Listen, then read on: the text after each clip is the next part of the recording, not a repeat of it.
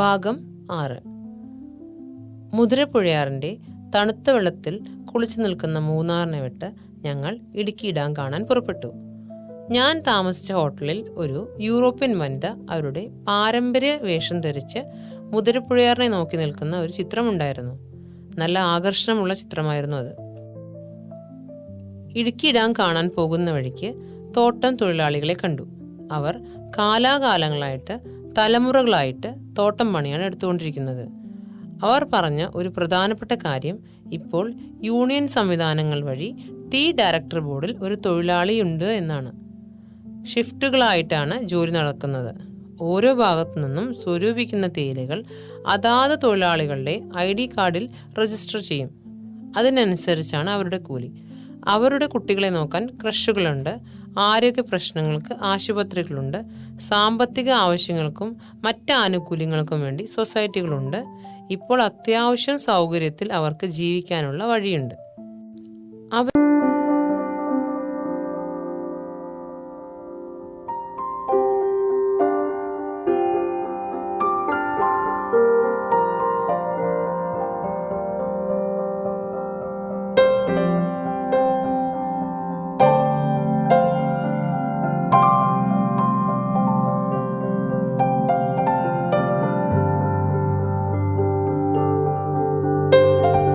അവരെ വിട്ട് വീണ്ടും മുന്നോട്ട് പോയപ്പോൾ ഒരു ചേട്ടന്റെ കൃഷിയിടത്തിൽ കയറിയിരുന്നു.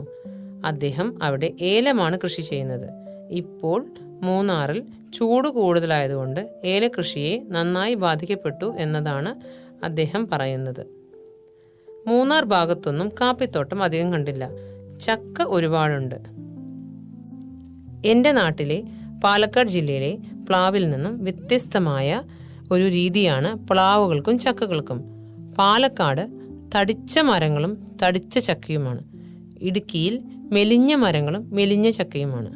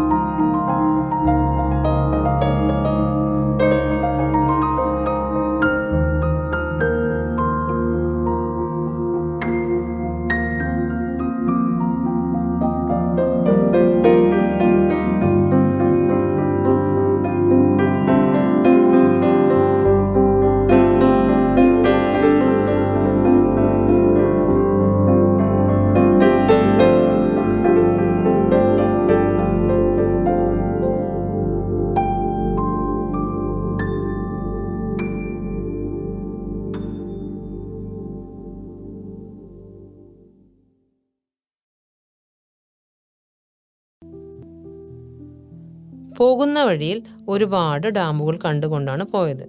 ഇടുക്കിയിൽ എത്തിക്കഴിഞ്ഞാൽ ഡാം കണ്ടു മടുക്കും. അത്രയും ഡാമുണ്ട്.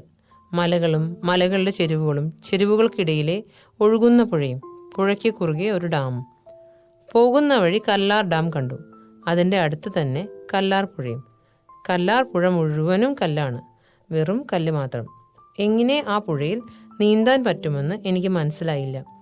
അങ്ങനെ അവസാനം നമ്മൾ ഇടുക്കി ഡാമിൻ്റെ അടുത്തെത്തി. അവിടെ മഹേഷിൻ്റെ പ്രതികാരത്തിൽ അടി നടന്ന ഗ്രൗണ്ട് കണ്ടു.